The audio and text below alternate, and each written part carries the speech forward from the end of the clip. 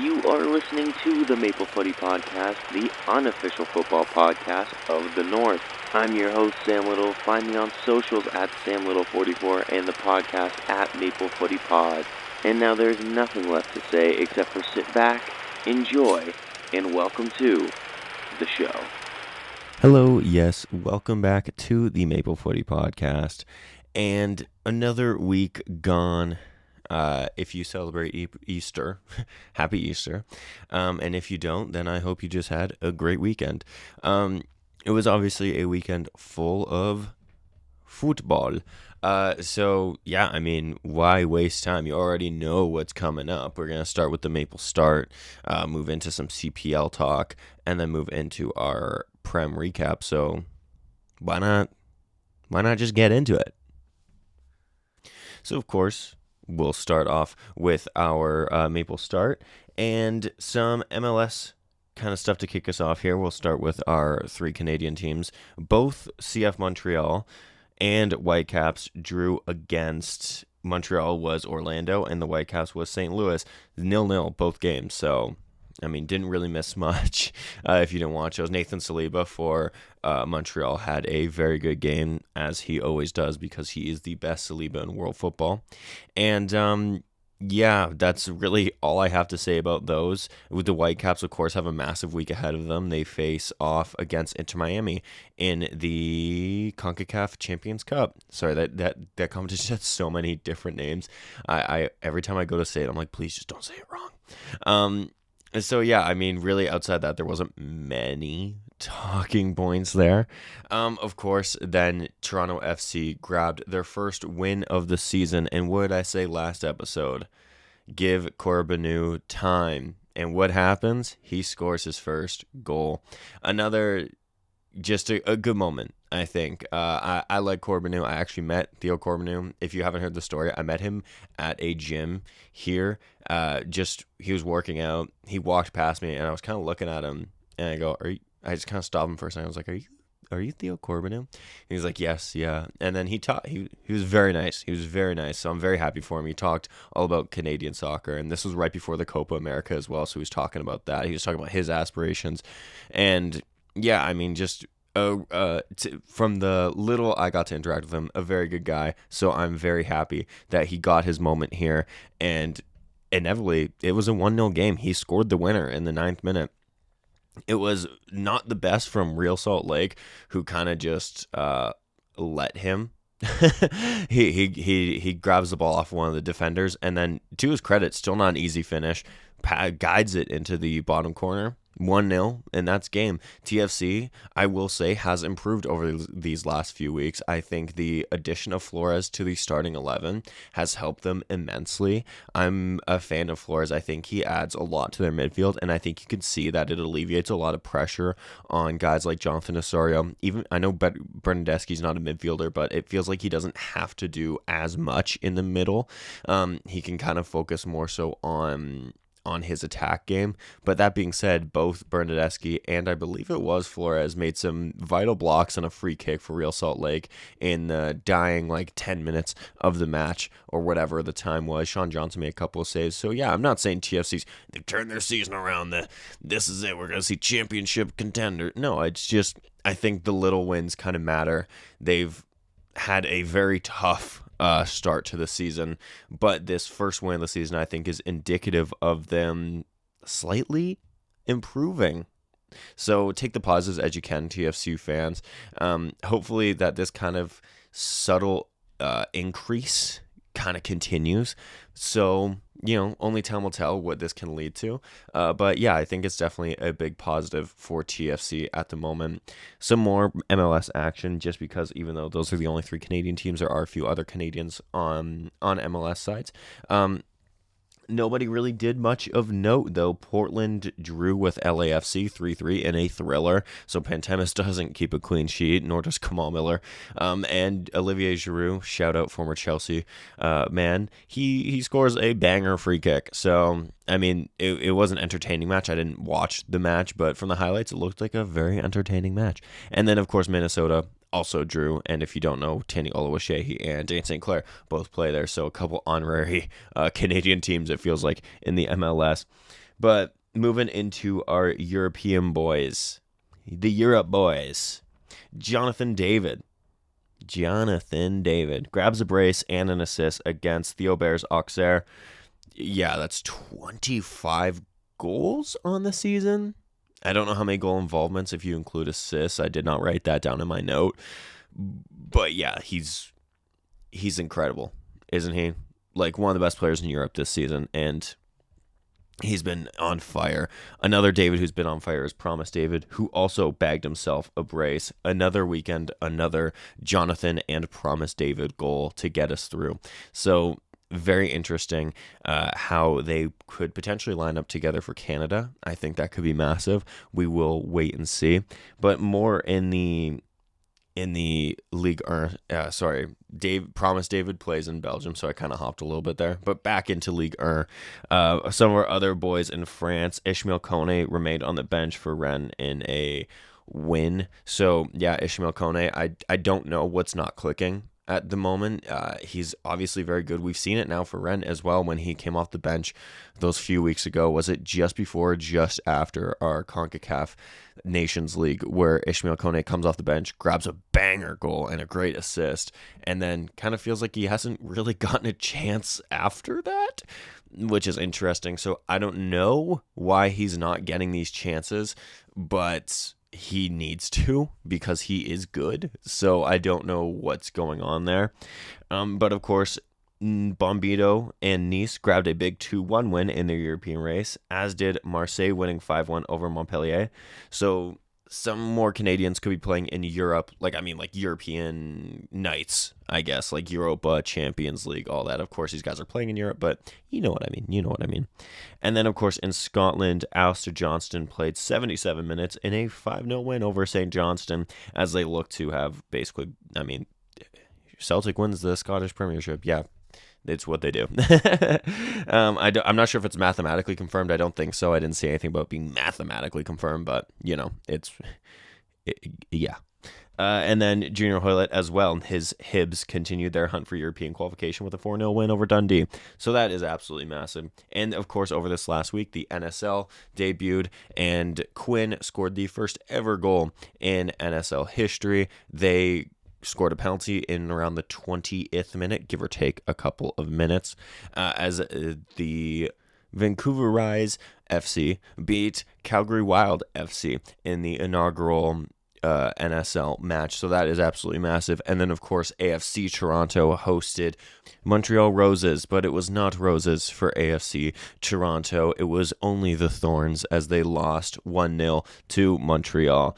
Inaugural NSL match. So those are the only 2 NSL games so far as of recording this, and those are just your little updates there. And now we'll kind of move into our CPL action, because why not? So we'll do this in chronological order.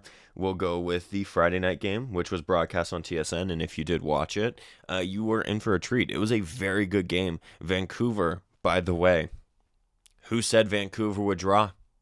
That's right, I did. I did say 2-2 and ended up being 1-1, but I said Vancouver was getting something out of this match, and they did. Guys, I'm telling you, I have a feeling about Vancouver. I feel like they can make a playoff run, like push here. So do not sleep on them. They just held the champions in their home opener. This was Cavalry's home opener, and Vancouver held them. And they were going to win until like the 93rd minute when Tobias Warszewski just decided to prove me right, but in the worst way possible. Thanks, Tobias. No, I'm kidding. It was actually a great goal. But yeah, shout out Terry Campbell, because great play by him to grab an assist for Mezquita, who is the former Whitecaps man. I believe that was his debut for Vancouver FC as well. So what a way to make your debut for the club. And then from there, although it was only 1-1, it was a very back and forth game, which saw both keepers having to make some big stops. Carducci made some big saves for Cavalry, and then at the other end of the pitch, Irving made some big saves for Vancouver. So it was a fun watch. It was a very fun watch. So if you did tune into TSN or, of course, just have One Soccer and watched it, this was a very good game. It started the weekend off well. And then, of course, Cavalry being the champs, they're not going to stop pushing, especially in a home opener. Tobias Warshevsky does what Tobias Warshevsky does, finds a pocket of space, operates well inside of it, and then finds the back of the net. It's kind of what he does. You could be looking at a Golden Boot winner there going for this season. He is quite good, and Cavalry do have a very good striker up top. That is his first goal of the season, and I'm sure it will not be his last. But yeah, very good game. Both teams looked very good, and a special shout out to Fosting on Vancouver. 17 years old, and he wins man of the match. 17. Vancouver, we can all say what we want about Vancouver. Vancouver produces some very good young talent. Dubrian, James Cameron, no, not the Titanic director, and Fosting, and I'm sure there are many other guys who will make an impact throughout this season. But yeah, it seems to be a very good thing going in Vancouver. So long may it continue, and yeah, a very good way to start the weekend. So let's move into our next game. It was Atletico Ottawa against York United, and this potentially match of the weekend. I'll remove the potentially. This was match of the weekend. Great game. I think we're seeing some, early on in this season, we're seeing some deficiencies in York's game. They have a great first half. Like a very good first half. But they do not capitalize when they should. They do go up 1-0, but going into halftime, it probably could have been 2-3-0 in favor of York. But they don't finish their dinner. They kind of, I don't want to say are wasteful, but I guess you could say wasteful. And then come the second half, Ottawa comes right back. Sam Salter just kind of doesn't quit on his goal. He gets his goal. It's not the prettiest goal you're ever going to see, but they all count, and especially this one because it was a turning point in the match. Then Manny Aparicio, if you want to talk about a pretty goal, yeah, this was that. This was a beautiful goal by Manny Aparicio outside the box. It just has a go, and it goes in. Great goal. And then from there, you're thinking, okay, so York is doing what they did in the previous game where they had Halifax on the ropes for the first half, and then they come out, and in the second half, York falls. And it looked like that was going to be the case until it wasn't, when in the 83rd, Ferrazzo whips a ball into the box for York, and it finds its way into the back of the net. Did he mean it? Did he not? We'll never know. I'm sure he will say he meant it, and hey, I would too. But yeah, either way, it finds the back of the net, and you're going, okay, so York has salvaged this game after they kind of, I don't want to say shot themselves in the foot, but didn't capitalize when they were on top, but okay, they're leading with a draw. And then the added time happens. There's a massive miss from Rodriguez, one of Ottawa's standout players in these first couple of games. He rounds the York goalkeeper, but then cannot find the finishing touch, puts the ball just wide. And then you're thinking, okay, this match is just destined to finish 2-2. No, because basically straight away, Sholajimo goes right up the field. Yes, the young wonder kid, 17-year-old for York, goes right up the field, rifles a shot off the post, and you're going, okay, yeah, this is destined to be 2-2. No one, the universe does not want either of these teams to score, because two golden opportunities, both very unlucky to not finish, and then a free kick is given for Ottawa, and you're thinking, okay, this is the last chance saloon kind of thing. Noah Abatne steps up and finds himself on the end of a great cross in, and that's game. It's 3-2 for Ottawa. So yeah, I mean, I don't know what it is about Ottawa and York, but their last bunch of fixtures, going back to like last season and now this season, have been great. So more of that, please. Some massive games, some great games between both teams. So yeah, definitely, if you missed this one, I would highly suggest watching the highlights. It was very back and forth. It was quite fun. Our next match, Pacific and Halifax. Pacific, while they have started the season off rather strong in their first game, have yet to pick up a win since then. Not ideal, especially because I feel like the pieces are all there. They look like a good team when you are watching them, but kind of suffering the same problem as York, I feel, just not being able to capitalize when they should. But credit to Halifax, I thought they played very well. Wesley Timoteo scores his first goal for the club. An absolute banger. He shoots the ball once, kind of deflects, kind of falls back to him kindly, and learning from his mistake, first time he kind of just tried to drill it. This time he decides to just curl it, top bin, place it, and it's a beautiful goal. We have had some great goals this season, and we're like 3 match days in. Good luck picking a goal of the year come the end of this season, because my goodness, some fantastic goals. That was a beautiful goal. Then Pacific kind of starts to get the game back under them a little bit, but never really capitalizing. Bustos missed a good few opportunities, which is pretty disappointing given that he is one of their star players. And he, in all fairness, does grab an assist on the day as well to kind of try and get Pacific back into this. But before that, Ryan Telfer, former TFC man, former York man, now captain of Halifax, grabs a goal, nicely taken. And then, of course, in the 71st, Pacific get their goal. Zanata scores from the Bustos assist. But then in the 95th, Halifax ices it with Johan Bai to get it. So, yeah, I mean, Pacific, I think it's just a matter of once it clicks, it's going to click, I think.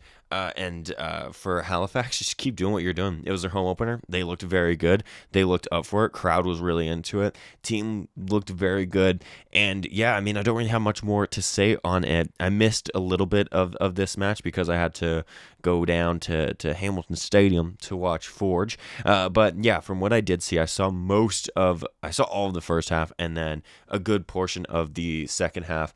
But of course, missed the last little bit. But yeah, from what I did watch, it was a good game. And since we're kind of talking about Forge, let's move into Forge Valour. Probably the weakest game of the weekend, I thought. Now, it doesn't help that every other game this weekend was an absolute banger, I thought. But this match wasn't terrible. It just didn't really live up to the other 3 games I had watched. But I will say, credit to Valour. They came out here and they looked good. They have always seemed to be a problem for Forge. No matter how good or bad Valour are doing, they always seem to kind of prove a little bit of a challenge for Forge. So it was always going to be an interesting one, I thought. It was interesting to see Borges not start for Forge. The player of the year has not started now both of Forge's home matches this season. But I'm sure it'll come. He did come on here as well, and he did, of course, start last weekend, so who knows, maybe there's a potential knock there. Maybe it's tactical because it was Noah Jensen partnering Hajabrapor and Becker in the midfield, and that is also a good midfield, although on the day, I just don't think it was really clicking all that well, but that kind of felt like the story for Forge. You know, there was a disconnect, I thought. The defense looked good and really didn't give too much for Kalelat to do, the goalkeeper for Forge. Of course, they did concede, but I thought Nimick and Antonio Janssen were both very good on the day. Kadim Kane looked very good, I thought, playing out of position again. Some very good last-minute tackles. Some of them maybe could have received a yellow, but some of them were very nice. And of course, those will kind of just come with age and maturity as well. And then in the midfield, like I said, just a little bit of that disconnect I found, which kind of made it hard for the attackers to really get into the game. Brian Wright, watching him, he was trying to make a lot of runs, but then wasn't getting found. Or when he would be found, he would have strayed offside because the ball didn't get to him quick enough or something like that. And so I don't really think it was Wright's fault that he really wasn't getting many opportunities. The ball just wasn't finding him, and when it would find him, it felt like, oh, it was too late kind of thing. Mobabuli does go off hurt, it looked like. I haven't seen any updates since then, but yeah, he was limping off pretty bad after Forge had got their goal. But speaking of goals, let's talk about the first goal of the match, and that was for Valour. Handel grabs a goal here, and if I'm Bobby Simeonionis, I'm not too pleased with Yevramovic. I think he goes down a little bit easy trying to get a foul, and I do know that is the game now. You know, you try and win the foul, but when it doesn't work, this is kind of something that happens. It kind of costs Forge a little bit here as Valour kind of takes advantage. And then from there, It's kind of a cagey match. Both teams not really fully letting the other into it, whilst also both teams kind of feeling a little bit wasteful on the ball. And then in the second half, Brian Wright does what Brian Wright does. He does finally get his first Forge goal, and I think he needed that. I do think he needed that, and I'm very happy for Brian Wright. I'm a big fan of Brian Wright. I think he needed that. I'm a big Brian Wright fan. He is, in my opinion, one of the best strikers in the league, one of the best players in the league. I mean, player of the year last season. I think the longer he would have went without getting a goal, the more that kind of does to a striker's psyche. So I think it's good that he gets that first goal kind of out the way. First 3 matches, he's got that goal, and it's a striker's goal. It doesn't give up on the ball. The ball, I don't know if the keeper made a play on the ball to keep it in play or if it hit off the bar. I couldn't tell.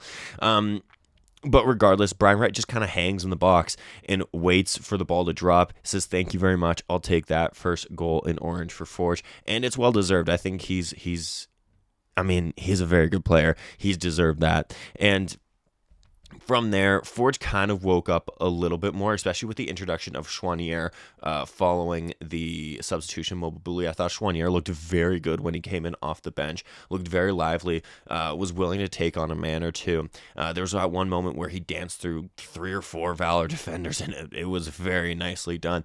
Sadly, Forge never really got to capitalize on that. I will say I'm very happy to have seen Ben Payton play in the midfield, of course, guest on the podcast in the past, and to that point, he had only played left back for Forge, which he can do.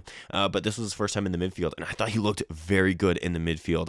Of course, Forge's midfield is the best, in my opinion, in the league. So it's a hard midfield to get into, but he looked very, very good in that midfield. And I thought he had scored at a moment from where I was sitting. The ball, of course, goes just wide. I think the keeper got a touch on it because it went out for a corner, I believe, if I'm remembering correctly.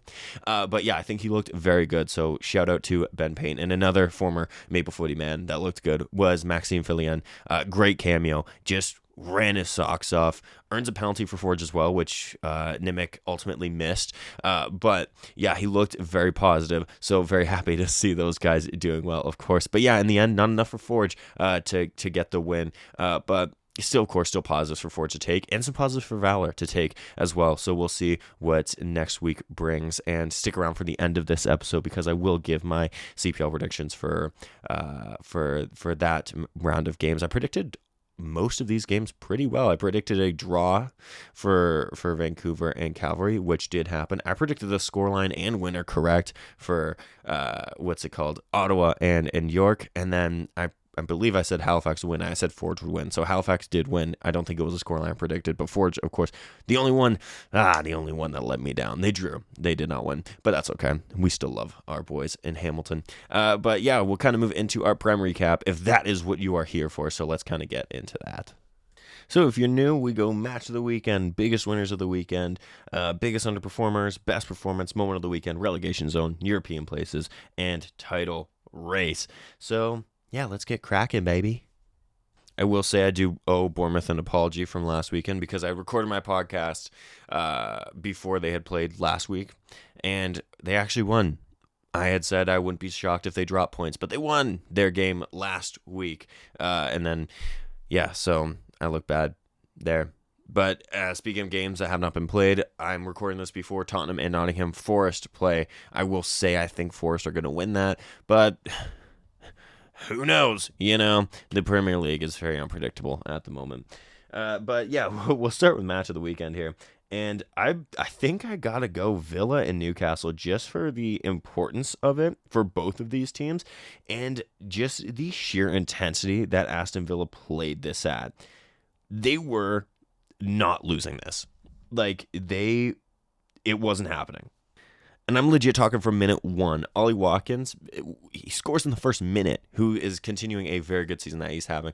But yeah, I think Aston Villa, although getting dumped out of the Champions League midweek, I think have really kind of piggybacked off of that performance here and carried that momentum because they did win on the night and had a very, very good performance. I think they carried that momentum, despite, of course, going out. I think they carried that momentum into this game here against Newcastle, who are another team that's riding on a high right now. They have been very good over the last number of weeks, but Aston Villa, they knew They knew Newcastle is a top 4 rival, well, top 5 rival, I should say, and both of them will be challenging for those spots with these last few games of the season.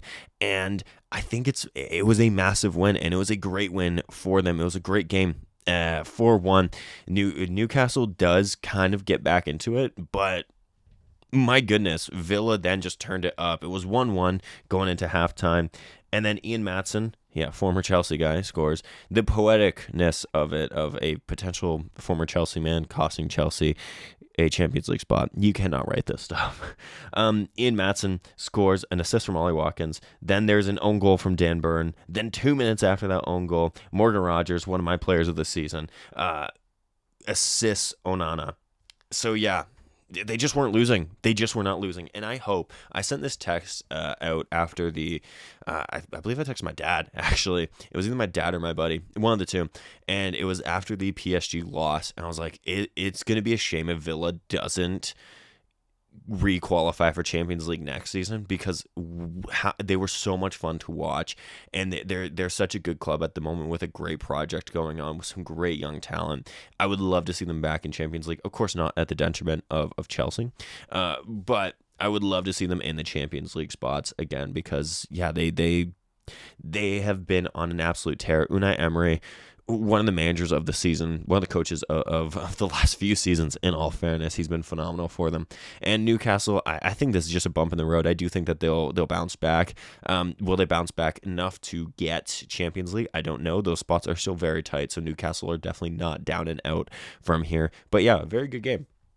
Another good game. Brentford and Brighton, two teams that really don't have a whole ton to play for remaining this season, but two of them could see themselves in like a Europa League or a Europa Conference League spot. But yeah, Mbeumo scores in the 9th minute, then Danny Welbeck right before half, then Mbeumo and Wissa both continuing their great seasons that they're having. I think respectively they have 16 and 19 goals each this season, which is wild. Let me double check that. I saw that stat going around on socials. Let me see if that's true or not. So Johan Wissa has, drumroll please, he has 16 goals, 3 assists this season, and Mbeumo has 18 goals and 6 assists. So yeah, these guys are having a class season. They are carrying Brentford at the moment, and Brighton, of course, who are also having a pretty good season in their own right, just struggled on the day. Matoma gets a consolation goal, nothing more. But at the time, it wasn't. It made it 3-2 for Brighton. But then the 95th, Christian Norgard seals the deal, baby. And we do see Brentford get the win here. So yeah, absolutely massive for Brentford. Although I'm not sure how much it really does for their season in the grand scheme of things. But if they do end up getting an outside shot at a Europa League or Europa Conference League spot, this could have done them the world of good, because they have done enough this season, I think, to warrant a European place. But of course, with how kind of congested it is in those spots, it's going to be pretty difficult. But we'll kind of move away from match of the weekend, and we shall move into biggest winners of the weekend. I will just quickly say off the top, definitely Aston Villa are here, but I did kind of just talk about them and how much of a big win that was, so I'm not going to harp on it too much. But yeah, Aston Villa are definitely in biggest winners of the weekend, so we will put Aston Villa. Two more that I do have in the European spots are Manchester City, who, despite having a very not great season by their standards, they will still looks like they will still be getting into Champions League next season, which is big, because there was a point in the season where it looked like that might have been a long way off. But alas, Man City does what Man City does, and they go out there, spend some money, make the right recruitments, and totally flipped it on its head, and looks like that they really won't have much of a problem. I don't even think it's really going to be a problem for them to get into those Champions League spots. Another team I will have to put this biasly is Chelsea. Did they deserve the win? No, they did not at all. But they still win regardless, and at this moment, that is absolutely what they needed. That's what the fan base needed. That's what the players needed. That's what the manager needed. That's what the club needed. They needed to win. This is a very tough run for Chelsea. I'm very nervous about this run coming up, but in the end, they do still get a big win over Fulham, And for about 83 minutes, it didn't look like that was going to be the case. So it was great that they turned it around at the end there. And this probably won't be the last time I talk about Chelsea in this episode. And then finally, another big winner, of course, Liverpool, kind of been their category all season. They made it harder on themselves than I think that they needed to, which I think is the story of Liverpool season. They make it a lot harder on themselves than they need to, but still end up getting the result. And it's a big one. Trent Alexander-Arnold comes off the bench and scores. The less said about him, I think, the better and less controversial that this episode could get, because he is a big talking figure at the moment around those at Anfield. Very split opinion on him, depending on if he stays or leaves. Quite the controversial figure. But regardless, he was not controversial on the weekend, as he did grab them the winner.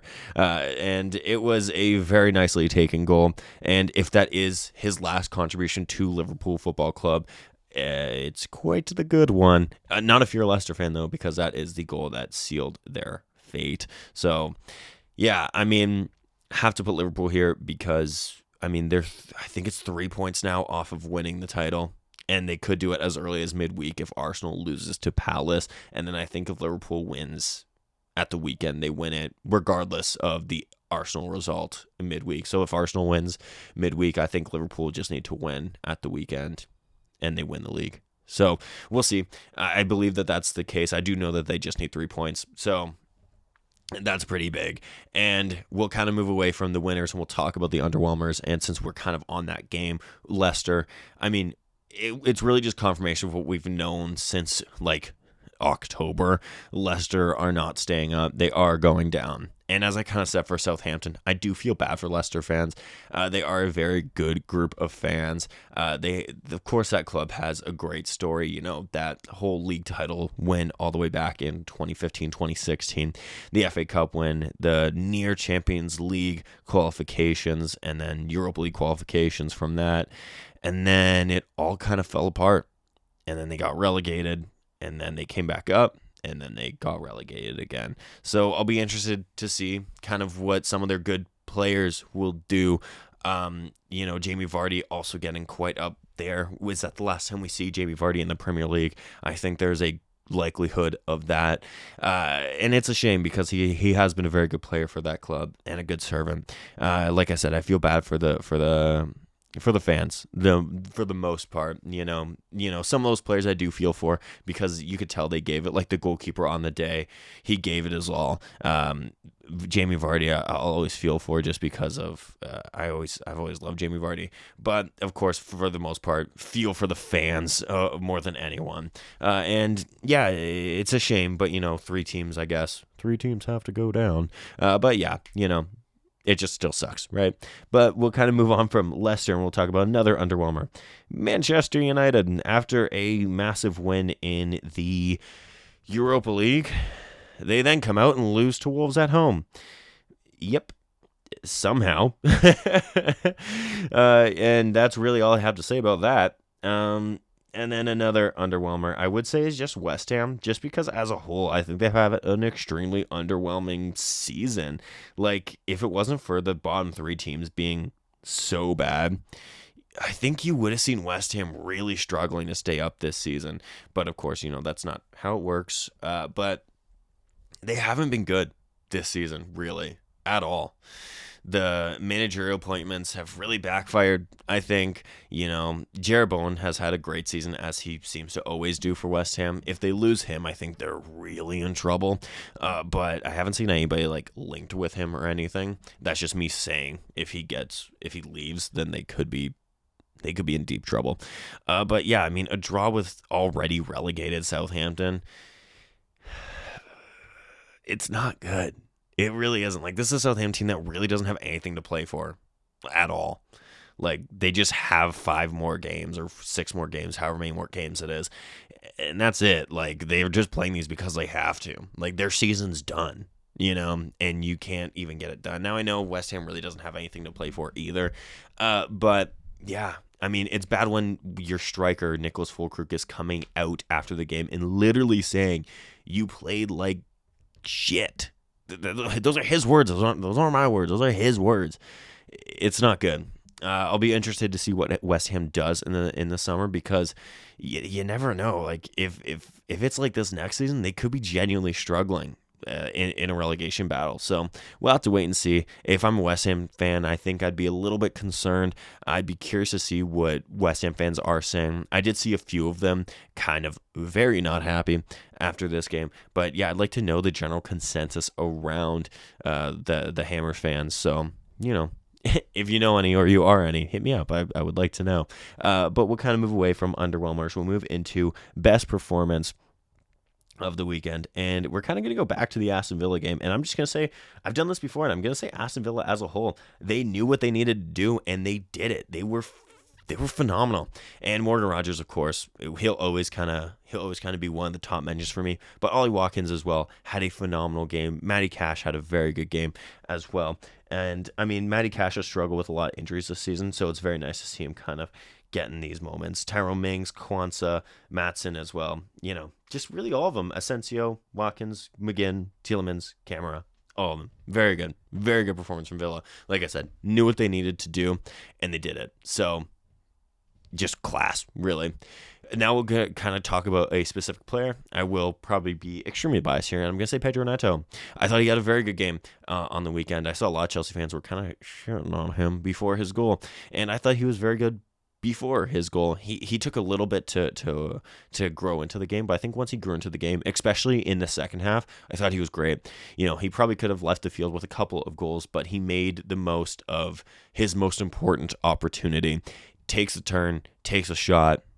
Absolutely brilliant. It was a great goal. So yeah, I will say Pedro Neto, and I think on a different day, he leaves the field with a couple goals and a couple of assists. He put in bare minimum 2 beautiful crosses, and I think that's probably underselling him, but we'll say 2. And then, of course, a couple of shots that probably could have gone in, and then, of course, his shot that does go in. So, yeah, I will say Pedro Neto. That's probably a controversial pick, but it's my podcast. So. Another big performance this weekend. I'm going to pair the two up. They're the 2 Brentford boys that I had already mentioned, Johan Wissa and Brian Mboma. Both of them, I mean, they've been class this season, fly under the radar, have done not just their job, but have done more than that. They have really cultivated the club, I think, and have really made it difficult to play against Brentford. I mean, Brentford as a whole is very difficult to play against, but then you have these 2 guys who are so quick and so good on the counter and link up so well together that it's not only hard to go and score and take the game against Brentford, it's also a concern then to leave yourself open and susceptible to a Brentford counterattack when it's these 2 that are leading the charge. They were both very good at the weekend, both grabbed a goal and an assist for each other as well. They both assisted each other on their goals. So yeah, I will be putting them into best performance of the weekend. And with that, we will kind of move into our next bit, and we'll say moment of the weekend. Now, once again, totally biased here. But, I'm a fan, and I don't hide that. Chelsea's Tyreek George, a 19, I believe. He's the 5th youngest ever scorer in the Premier League for Chelsea, coming in off the bench to get he took the goal greatly. I think Fulham fell apart defensively, but for him, especially at 19 years old, not a whole ton of Prem experience under his belt, for him to grab that ball, take the shot, and it nestles into the bottom corner. But then, he's 19 years old, keep in mind. He doesn't celebrate. He immediately runs back to halfway. Someone grabs the ball, and they're ready to go and win this thing now.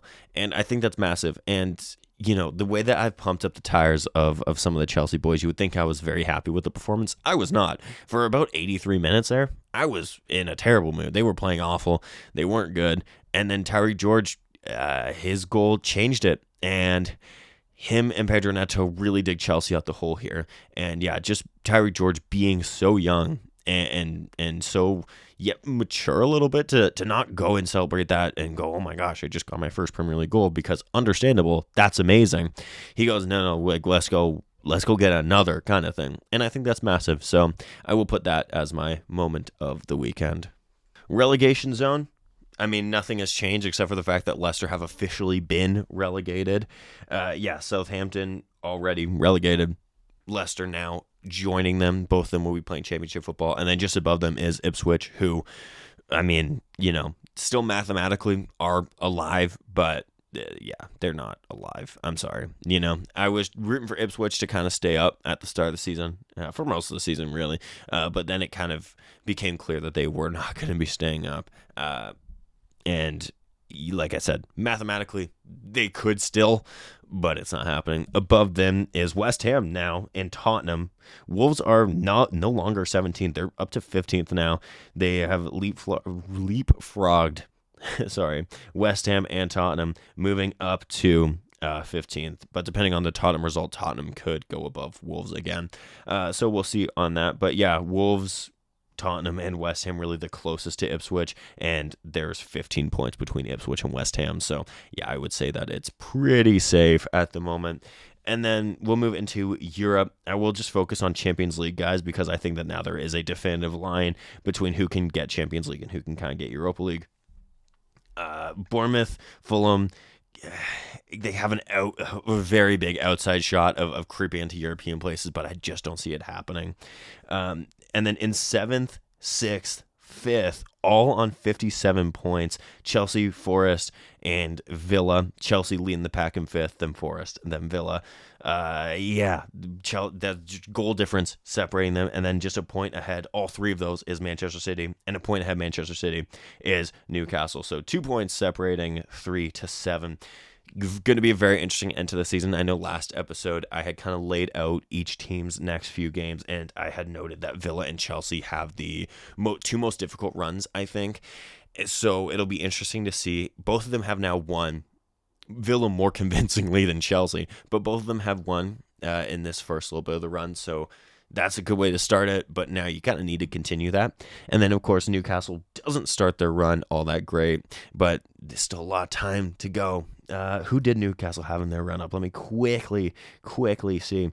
They have Ipswich next. I think that's doable. Brighton is doable. Chelsea, depending on the Chelsea, is doable. Then they have Arsenal, whose season really could be over at that point and potentially focusing on Champions League. And then Everton to end it. So not an easy run, but definitely one that you could definitely back them in. Manchester City, what was their run like? What was it like? They have Villa next, so that is one to watch, and that's actually tomorrow as of recording this. And then they got Wolves, Southampton, Bournemouth, Fulham. I think that's a very doable run for Manchester City. The only one that really, really makes me worried for them, well, not that I'm worried for them, but if I was a City fan, I'd be worried, would be Villa. Villa, as noted, I do think have a very tough run. Yeah, they got City next, of course, then Fulham, Bournemouth, Tottenham, United. And I know you're going to say, oh, but Tottenham and United, but you just don't know what kind of Tottenham and United are going to show up. That's what's really throwing me there. And then, yeah, you got Forest, who have Tottenham next, then City, Brentford, Palace, West Ham, Chelsea. That is an interesting run, and I think a doable run. And then Chelsea, for a good measure, because now we've done it for all of them. For Chelsea, they have Everton next, which is difficult. Liverpool, which is difficult. Newcastle, difficult. United, Chelsea does not have a good record against United. And Forest, oh boy.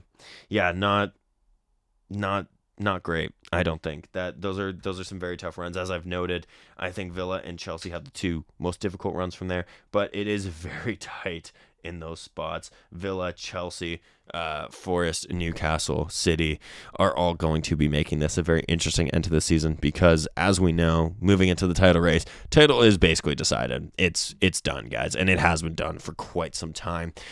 Liverpool are winning this. It's just a matter of what day they're winning it on. And that's really been the sentiment over these last few episodes. What day are Liverpool going to officially clinch this? Because it's been done. It's been decided for quite some time. Arsenal have not shown up in the league. Sadly, they've shown up in the Champions League. Don't even get me started. All I'm going to say is I'm rooting for a PSG and an Inter Milan final. I would love that.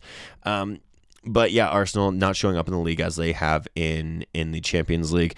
And then Liverpool just getting it done. As I've noted, I have not been impressed with Liverpool all that much this season. I know that's probably crazy to say, but they still, as I've said all season, have found a way to get it done and come the end of the season.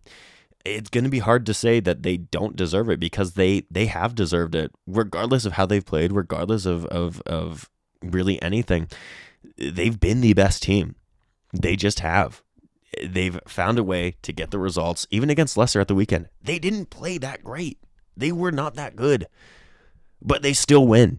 And that's what they've been doing all season. So, I mean, it's going to be a very deserved league title for Liverpool. I do not want that to get lost in my criticism of Liverpool.